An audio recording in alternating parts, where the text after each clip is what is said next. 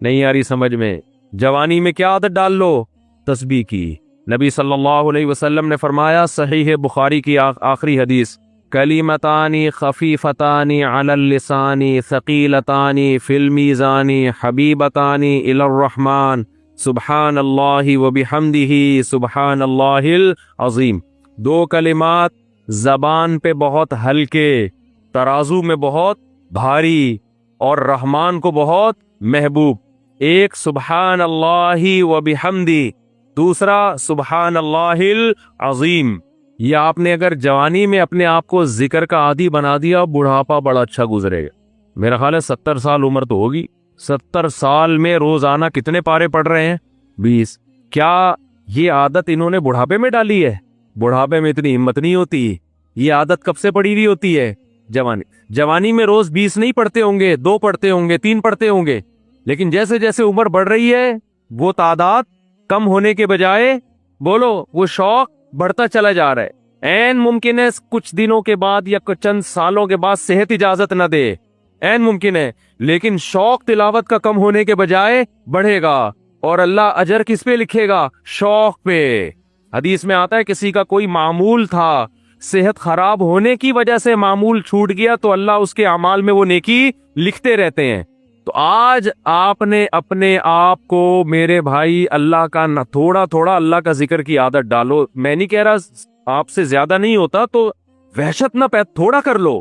آج تھوڑا کرو گے، کل اس تھوڑے میں ایسی لذت ہوگی کہ اللہ اس مقدار کو بڑھا دے گا۔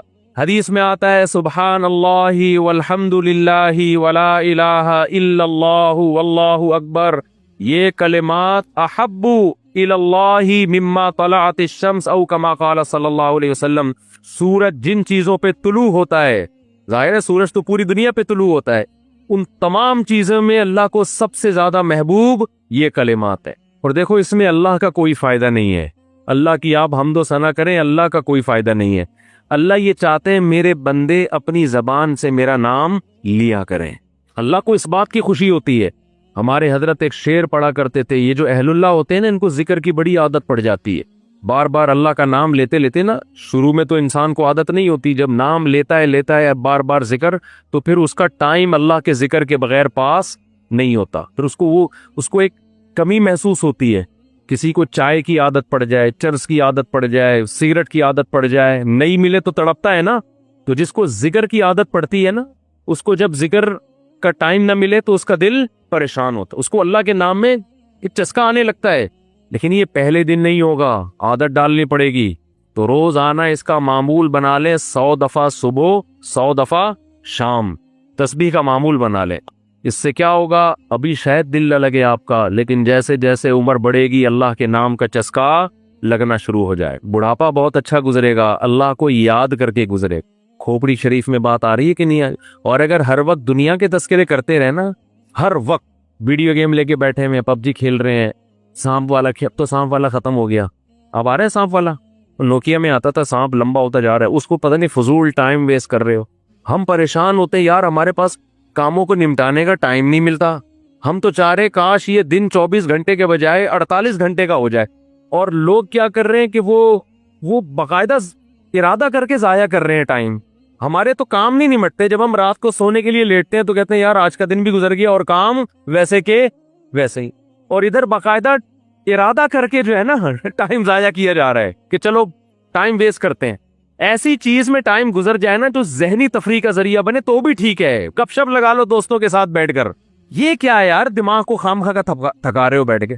تو اگر پب جی کھیلنے کی عادت ڈال لی تو جاؤ گوروں کا بڑھاپا دیکھو، اولڈ ہاؤس میں بڑھاپے میں سنوکر کھیلتے ہیں، کیرم بورڈ کھیلتے ہیں، لڈو کا نہیں مجھے پتا، یہ چیزیں کھیل رہے ہوتے ہیں بڑھاپے میں، اور ہمارا بوڑھا بڑھاپے میں ایک ایک دن میں 20 پارے ختم کر رہا ہے، سمجھتے ہو کہ نہیں؟ وہ نماز میں دل بہلا رہا ہے، وہ تہجد میں اس کا ٹائم گزر رہا ہے، بھائی ویڈیو نہ بنائے، لکھا ہوا ہے نا۔ تو یہ کیسی عجیب بات ہے، آپ جائیں وہاں، ایک صاحب نے مجھے کہا کہ میں نے یورپ میں بڈھی عورتوں کو دیکھا، بڈھی عورتیں 5-6 بڈھی عورتیں بیٹھی ہوئی اور جوا کھیل رہی ہیں، تاش کھیل رہی ہیں۔ کہہ رہے مجھے یاد آیا یار ایک ہماری بوڑھی ہیں، ہماری بوڑھی عورتیں مصلے پہ بیٹھی ہوتی ہیں، اللہ اللہ کر رہی ہوتی ہیں، آخری وقت اللہ کا نام لے کے گزار رہی ہوتی ہیں، اور ایک ہی بڈھیاں ہیں اور کیا کھیل رہی ہیں؟ تاش کے پتے اچھا لگتے ہیں بڑھاپے میں؟ یہ ہمارے بوڑھے کو دیکھو، آدمی کا دل چاہتا ہے اس سے دعا کروائے کہ بابا جی میرے بھی سر پہ ہاتھ رکھ لو. جو تاش کھیل رہی ہو بیٹھ کے اس بڈھی سے دل چاہے گا؟ اسے تو آدمی نصیحت کرے گا کچھ اور کر لے. تھوڑے دنوں میں اتنا راشا آئے گا نا ہاتھوں میں تھوڑے دنوں میں کہ ایک پتے کے بجائے دو گر رہے ہوں گے، دو پتے ایک ساتھ گر رہے ہوں گے. تو اس لیے کارآمد بنا لو، کچھ تھوڑا بہت اللہ کا نام لے لیا کرو. وہ لوگ جو اللہ کو مانتے ہیں، جو نہیں مانتے ان کی تو بات ہی نہیں کر رہا. ہندو بھی اللہ کو مانتے ہیں، سکھ بھی اللہ کو مانتے ہیں، عیسائی بھی اللہ کو مانتے ہیں، یہودی بھی اللہ کو مانتے ہیں، بدھسٹ بھی اللہ کو مانتے ہیں، یہ پارسی بھی اللہ کو مانتے ہیں. یہ زیادہ تر تو مذہب اللہ کو مانتے ہیں نا. تو ان کے ہاں اللہ کو ماننے، اور لبرل جو مسلمانوں میں ہیں وہ بھی اللہ کو بہرحال مانتے ہیں. مولویوں کو نہیں مانتے مگر اللہ کو مانتے ہیں. کہتے ہیں مجھے مولوی درمیان سے نکالو، ڈائریکٹ اللہ کو مانتے ہیں، بس گاڈ ہے ٹھیک ہے. تو یہ اللہ کو اتنا مانتے ہیں کہ بس وہ ہماری ضرورتیں پوری کرنے کے لیے، اس کا کام ہے بارشیں برسانا، زمین سے تناور درخت پیدا کرنا، سوکھا چارہ کھلا کے گائے بھینسوں کے تھنوں سے دودھ نکالنا. ہے بھائی، ہم جب پیدا ہوئے تو ہمیں ماں کی نعمت دی، ماں کی چھاتیوں میں دودھ پیدا کیا، باپ کی محبت دی.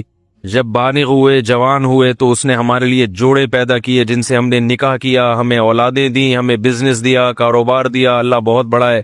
آگے بھائی وہ اللہ کی کیا ڈیفینیشن، بس اتنا ہی ہے بھائی. اس سے آگے ہم اللہ کو معاذ اللہ فری کرانے کے لیے ان کی اپنی زبان میں بات کر رہا ہوں، اس سے زیادہ اللہ کو پروٹوکول دینے کے لیے تیار نہیں ہے. ہندو بھی مانتا ہے اللہ، عیسائی بھی مانتا ہے اللہ، اور جو تھوڑی بہت اللہ کی عبادت بھی کرتے ہیں نا وہ بھی اپنے مطلب کے لیے. بھائی ہندو لوگ مندر میں کیوں جاتے ہیں؟ بھگوان کی پوجا کرنے کے لیے نا. تو اس کا مقصد بھی کیا ہوتا ہے؟ کسی نے بتایا ہوتا ہے، پنڈت جی نے، یہ والا بھگوان تمہارا یہ والا کام کرے گا. آئی بات سمجھنے وہ کیا کرے گا؟ یہ والا کام. سیٹنگ ہو رہی ہے، شادی نہیں ہو پا رہی تو وہ والے بھگوان کے پاس جاؤ، اس کو تربوز چڑھاؤ. آئی بات سمجھنے، یا ناریل چڑھاؤ، کچھ کرو اس کو کچھ تربوز چڑھاتے ہیں، کوئی پتہ نہیں تربوز چڑھاتے نہیں چڑھاتے، لیکن ناریل تو سنے گے. کیا خیال ہے؟ تو یہ چیزیں اس کو چڑھاؤ گے تو وہ آپ کے کیا کرے گا؟ کام آئے گا. جبکہ اسلام نے جو عبادت کا تصور دیا ہے اس میں اللہ آپ کے کام آئے یا نہ آئے، نماز آپ کو بہرحال پڑھنی. لطیفہ پرانا ہو گیا، میں سنا دیتا ہوں دوبارہ، بہت پرانا ہو گیا لیکن نئے لوگ بھی آ رہے ہیں نا. کئی بار سنا چکا ہوں تو پرانے لوگ ہیں وہ بور ہوں گے، لیکن سبق بہت ہے اس میں. ایک دیہاتی آدمی نماز نہیں پڑھتا تھا. کیا نہیں کرتا تھا؟ اسے مولوی صاحب نے کہا نماز پڑھا کر. اس نے کہا کہ اگر میں نماز پڑھوں گا نا تو میری گائے بھینسوں کی رکھوالی کون کرے گا؟ مولوی صاحب نے کہا دیکھ، نماز پڑھنے سے رزق میں برکت ہوتی ہے. تو نماز جب پڑھے گا تو تیری بھینسیں اور زیادہ دودھ دیں گی، جو اللہ کی عبادت سے برکت ہوگی. تو ایک دن اس نے کہا چلو ٹرائی کرنے میں کوئی حرج نہیں ہے. فجر کی نماز پڑھی، گھر گیا تو ایک بھینس مر گئی. بھینس کیا ہو گئی؟ اس نے کہا یہ کیا ڈرامہ ہے یار. مولوی صاحب کے پاس آیا کہ آپ نے تو کہا تھا بھینسیں دودھ دیں گی، میری تو بھینس مر گئی. مولوی صاحب نے کہا اصل میں اللہ تمہارا امتحان لے رہا ہے کہ تم کتنے مضبوط ہو ایمان میں. تو ایک دو ہوگا پھر اس کے بعد ڈبل ہو جائے گا دودھ. اس نے کہا چلو ٹھیک ہے. ظہر میں آیا، گیا، دوسری مر گئی. پھر امام صاحب کے پاس آیا. امام صاحب نے کہا ابھی امتحان کی کچھ کڑیاں کیا ہیں، سخت کڑیاں ہیں، اور یہ ابھی کچھ گھڑیاں باقی ہیں امتحان کی. پھر آ گیا، عصر پڑھنے گیا تو ایک اور بھینس مر گئی. تو ایک کٹا ہوتا ہے نا بھینس کے چھوٹے چھوٹے بچے، وہ بہت شور مچا رہا تھا. تو یہ اس کو کہتا ہے زیادہ شور نہیں مچا، تو خالی 2 نفل کی مار ہے. تو کیا ہے؟ یعنی تیرے پیرنٹس کو مارنے کے لیے نا 4 فرض پڑھنے پڑے ہیں. وہ بڑے بڑے بھینسے تھے، تو اتنا سا ہے 2 نفل پڑھوں گا اور مر جائے گا. وہ کیوں نماز پڑھ رہا تھا؟ دانت میں کچھ پھنسا ہوا ہے. اس کے ذہن میں یہ بات بیٹھ گئی تھی کہ بھائی عبادت کرنے سے رزق میں برکت ہوگی. حالانکہ وہ یقیناً برکت ہوتی ہے، مگر عبادت رزق میں برکت کے لیے نہیں کی جاتی. وہ تو کرنی ہے، بھینس مرے یا زندہ رہے. فجر بھی پڑھنی ہے، ظہر بھی پڑھنی ہے، عصر بھی پڑھنی ہے، مغرب بھی پڑھنی ہے، اور شب بھی پڑھنی. کیوں؟ اس لیے نہیں کہ رزق میں برکت ہو. ہم نماز اس لیے تھوڑی پڑھتے ہیں، اس لیے کہ جو کھلا رہا ہے پالیسی بھی اسی کی چلے گی. وہ جب کھلا رہا ہے اور نعمتیں دے رہا ہے تو جب عبادت کے لیے بلائے گا ہمیں اور آپ کو جانا پڑے گا، چاہے ہمارا فائدہ ہو یا ہمارا نقصان ہو. میں نے جمعے کے بیان میں ایک واقعہ سنایا تھا نا کس سابق حکومت کا کہ پنجاب میں کو ایجوکیشن سسٹم شروع کر دیا. جب کو ایجوکیشن سسٹم شروع کیا ہے تو علماء گئے وزیر اعلیٰ کے پاس کہ بھئی یہ کیا ڈرامہ شروع کر دیا تم نے. حکومت نے کہا تھا ہمارے پاس فنڈ نہیں ہے الگ الگ اسکولوں کا. تو پھر وہ حکومت نے بتایا علماء کو کہ فنڈ کا مسئلہ نہیں ہے, باہر سے مدد آتی ہے, ان کی یہ ریکوائرمنٹ ہے, ان کا یہ کہنا ہے کہ الگ الگ اسکول نہیں بناؤ, لڑکے لڑکیوں کو ساتھ بٹھاؤ. تو علماء بڑے حیران ہوئے, یار یہ کیا کر رہے ہو. تو پھر وہ حکومت نے کہا کہ جن کا کھاتے ہیں پالیسی بھی اسی کی چلے گی. بھئی پیسے وہ اسی شرط پہ دے رہے ہیں. تو عجیب بات ہے, یہ آئی ایم ایف سے قرضہ لیتے ہوئے یہ بات سمجھ میں آتی ہے, امریکہ برطانیہ سے پیسے لیتے ہوئے یہ بات سمجھ میں آتی ہے بھائی, لیکن اللہ سے چیزیں مانگتے ہوئے اور اللہ کی چیزیں کھاتے ہوئے یہ بات سمجھ میں نہیں آتی. وہاں کہتے ہیں اللہ کھلائے گا مگر پالیسی کس کی چلے گی؟ بولو بھائی, ہماری چلے گی. قانون کس کا چلے گا؟ ہمارا چلے گا.